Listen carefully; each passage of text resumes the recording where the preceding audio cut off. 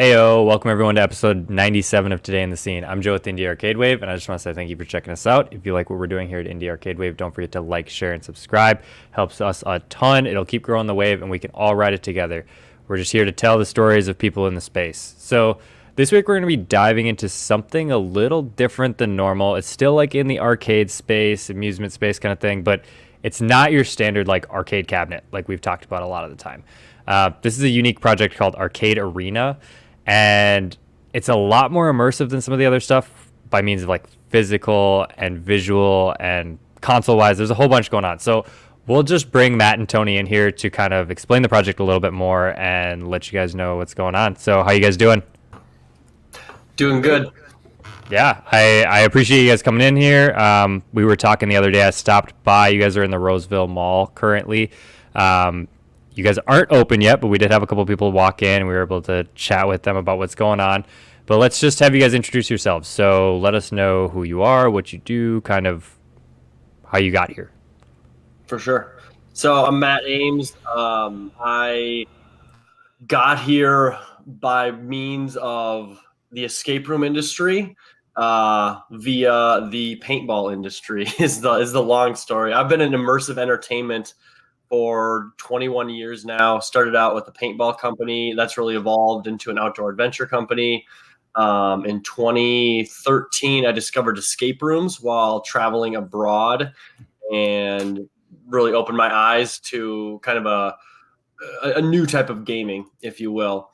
And I got really obsessed with it and opened up an escape room in the Twin Cities back in 2014. We were one of the first 10 escape rooms to open back then. We grew that to like 8 locations, 5 different states, a bunch of, pretty big business.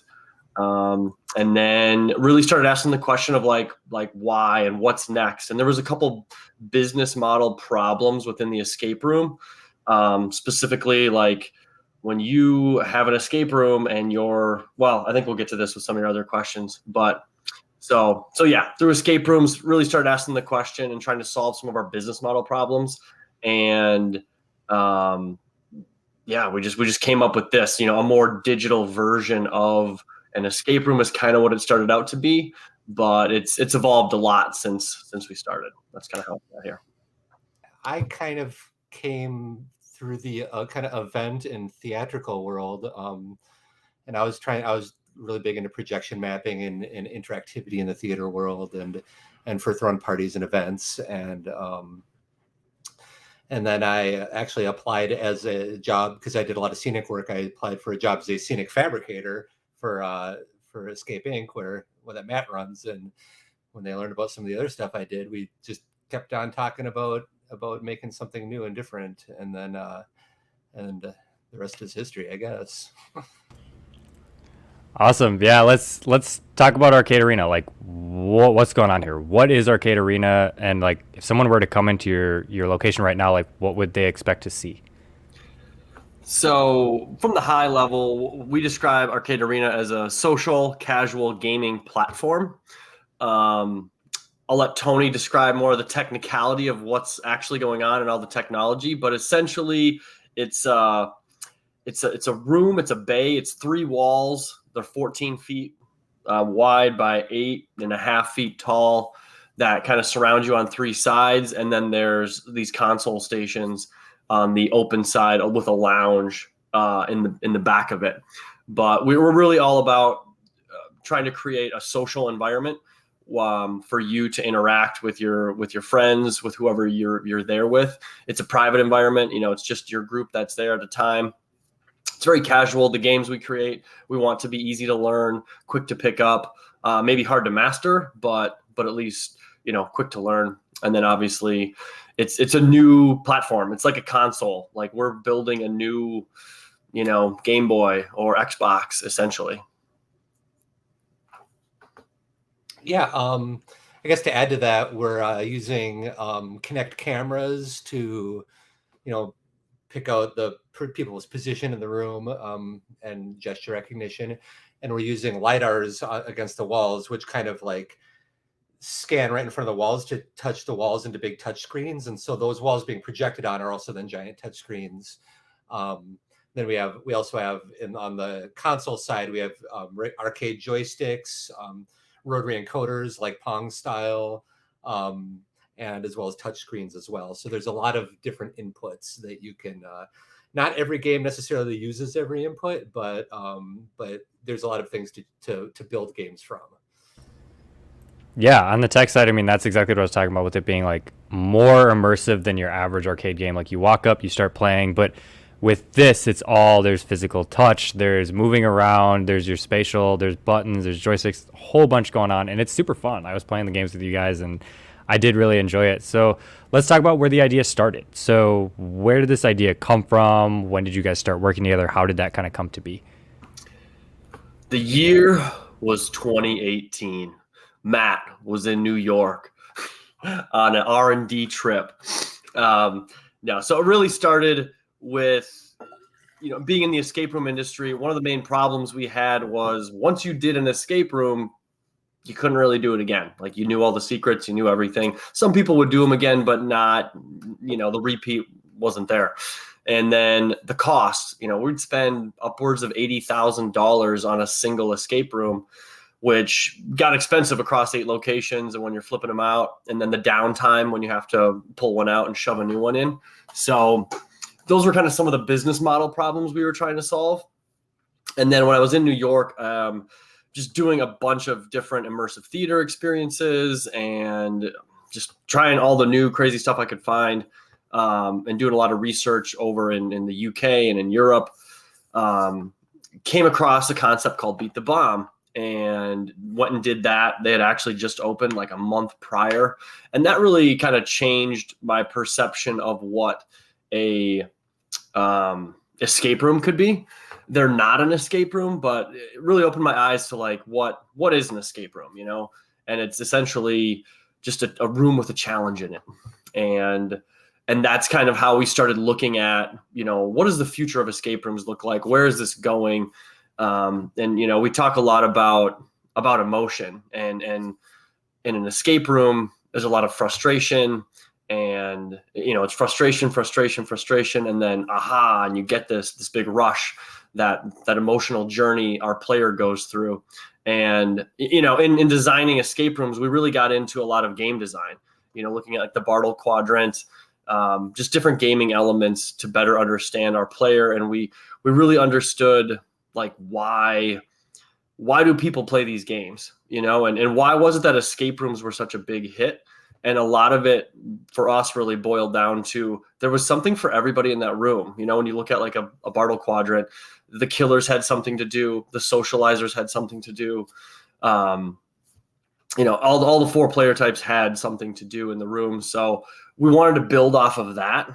So we kind of had a problem to solve, and we just started talking. And after Tony came in for that interview, I had already been pursuing a concept like this.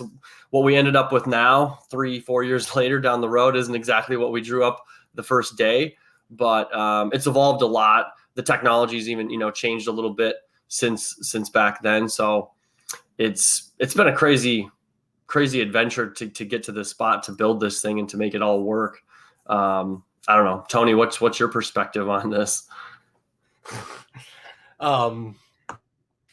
I'm curious, what did I like when you first came in? You came in for that interview, and you came in for a fabricator job on the escape room, but then we were like, hey, you can do this. We described some of the things I wanted to do like in a room, and you were like, yeah, I can do that. Give me a weekend.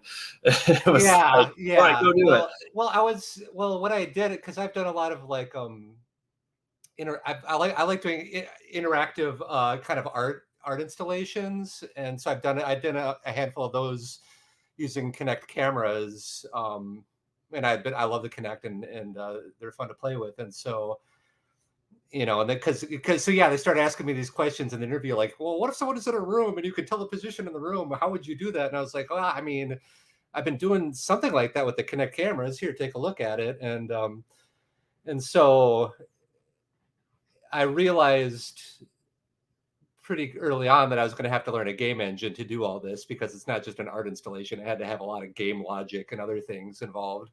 But but yeah, it started out because then I ended up in New York trying out Beat the Bomb, and that ended up, and I was like, oh, okay. And so even though that was kind of like an initial idea, it really kind of got more and more got more digital than that and more video gamey than that. That was still a very physical thing that you really can't load up new games on. And I kind of leaned into the video game side of it.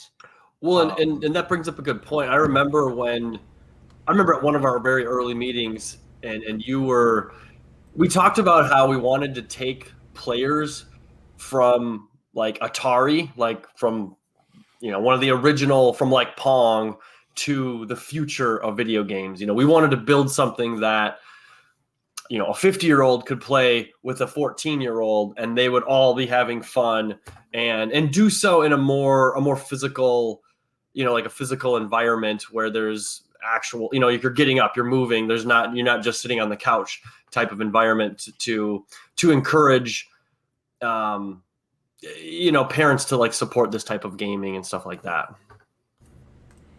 Yeah, I mean, I think the idea is really cool and the execution is really solid on it. I'm curious about the development side now. So, Tony, let's talk about the development on this. So, did you have experience making games before this? You said that you didn't really know, so you like learned Unity from scratch. I learned Unity like pretty much the second I got hired. I just started watching the Unity tutorials and that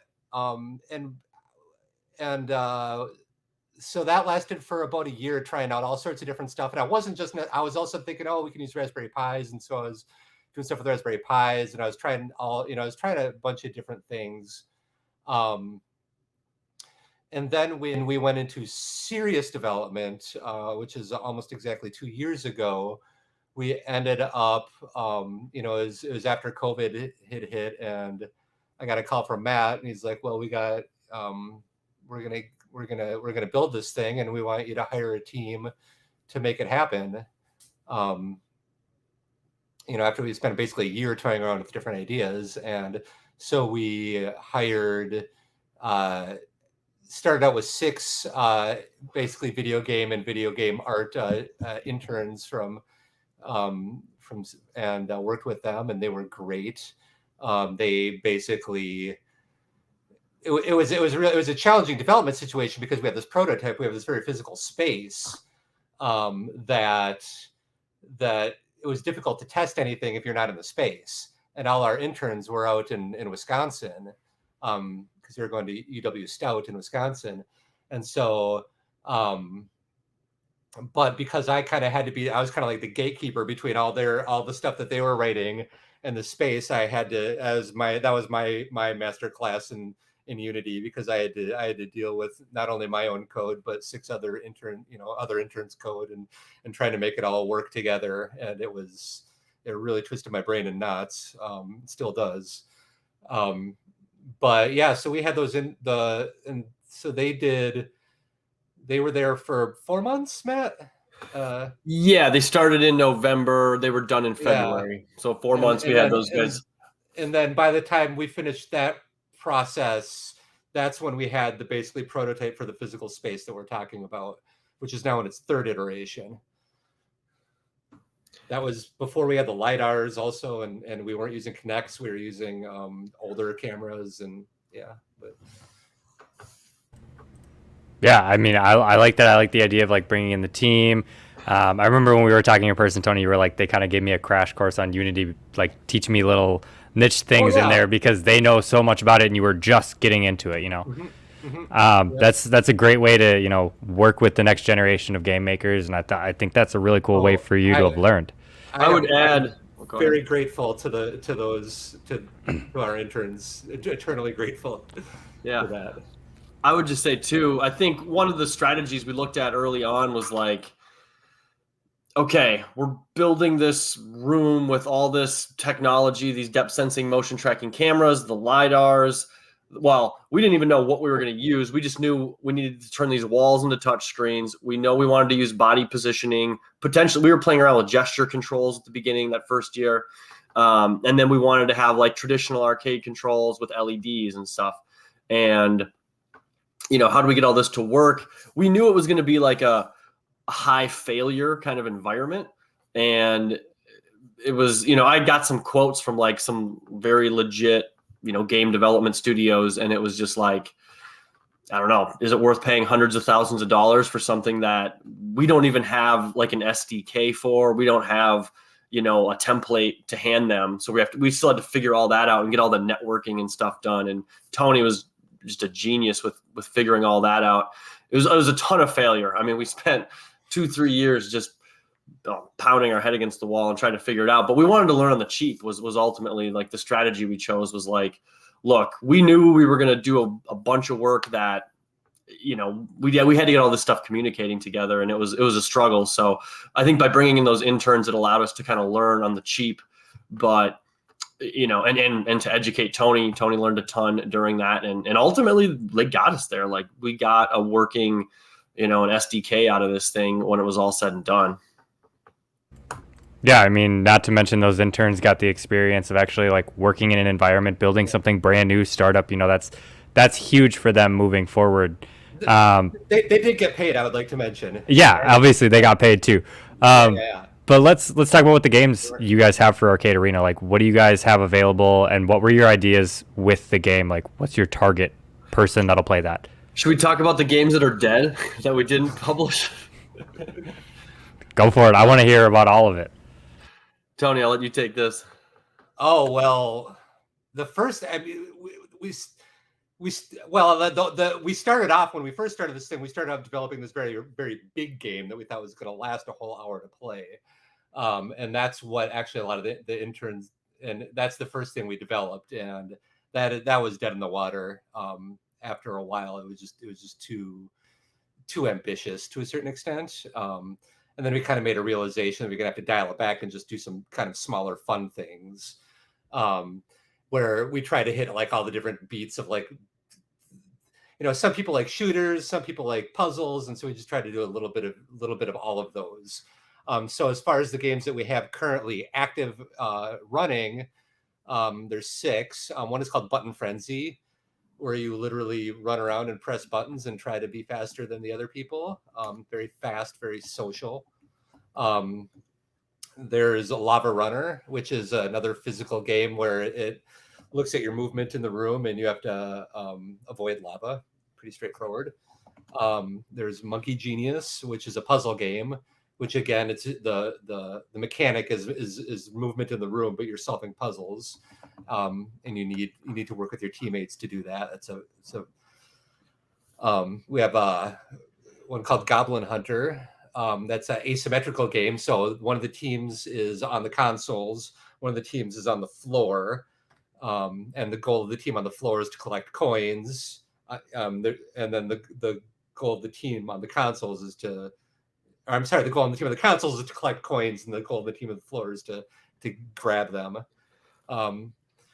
We have Battle Arena Omega, which is a top-down battle arena, a tank game essentially, and that's all on the consoles. So on your console, you can basically every control on the console controls your tank, including the touchscreens. Pretty fast-paced. There's a couple modes for that. There's like a hard point and the King of the Hill and other things. And then the Heist is the last one, and that is a timed experience. That is the most similar to an escape room type experience, where you and your team are art thieves, and you have 40 minutes to steal as much art you can from a museum, and that's probably our most ambitious, and I think it's the favorite of a lot of people. Did I forget any? No. Photo booths. The photo booth. Yeah, we've thrown a photo booth in there just because, so you can go and get your pictures taken. Right. Fun community thing. That's kind of a prototype to perhaps getting live video of the players more into the experience. Where we might be able to just get little screenshots of them playing and stuff sent to them. So Yeah, I think the games are fun. I think you guys have a good selection. You have a selection that spans from, the little kids that want to run around and hit a bunch of buttons to the people that want to be more in depth and have one person kind of like the heist was really cool to me because you can have one person standing behind the console like saying this area is safe, that area is not safe, and you got one person holding buttons and then the other person's moving to get the treasure. Like it takes a lot of moving pieces to really play that game, and I thought it was really cool. Yeah, I think that was when we went out to design these games, going back to kind of our escape room history and understanding we needed something for everyone.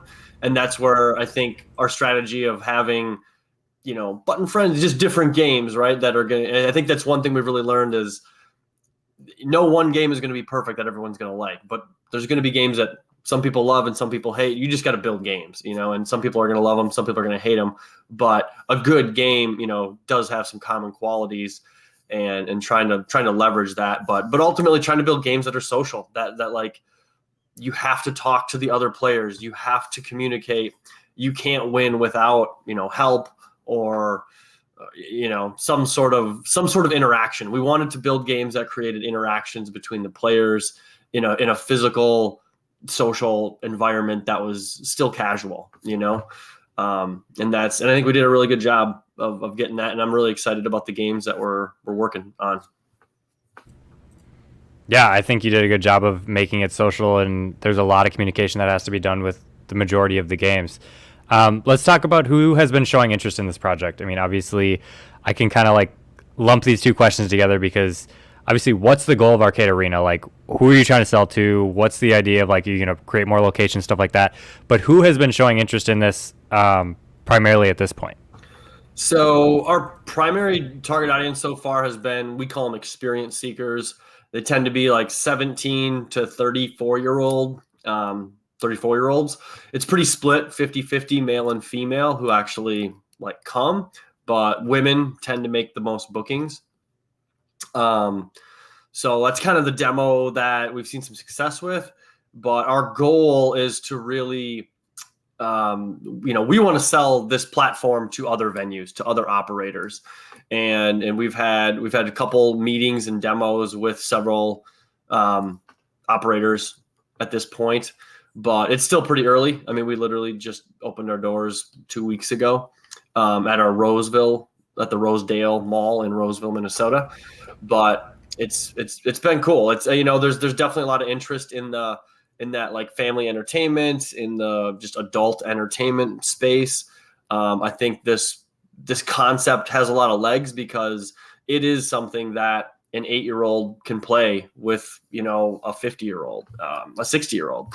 We say it's good for anyone from 8 to 80, and we could build games for younger kids, but I think right now that age range is working pretty well for us. And it's a really cool event venue too. Like what we've set up in the Rosedale Mall there, you can bring your own food and beverage.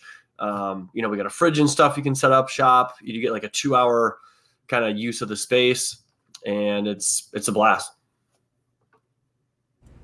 Yeah, and it's BYOB. So you can drink in there, have a good time, play the games, and I just think it's cool. It's something that nobody's really doing. It's a unique idea. It's a different take on the arcade space, and I think it would be cool in places that bowling alleys that have laser tag or stuff. Like this would be a really cool interactive thing that they could put in there.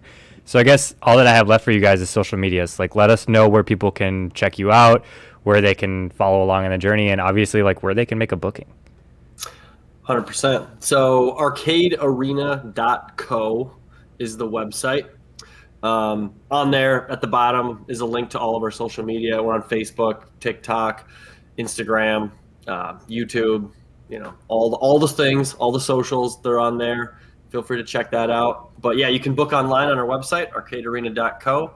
Would love to see you guys come check it out, and would love your feedback on what you guys think. I think one of the things, Tony, I remember you saying early on was like, let's just put people in the arcade machine, and that's kind of what we went for, and I think it turned out awesome.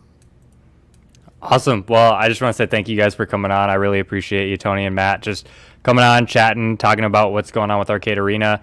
And for anyone that's still watching, I appreciate you. Don't forget to like, share, and subscribe. It helps us a ton, makes the wave bigger, lets us all ride along, and tell more stories like this. But until next time, peace.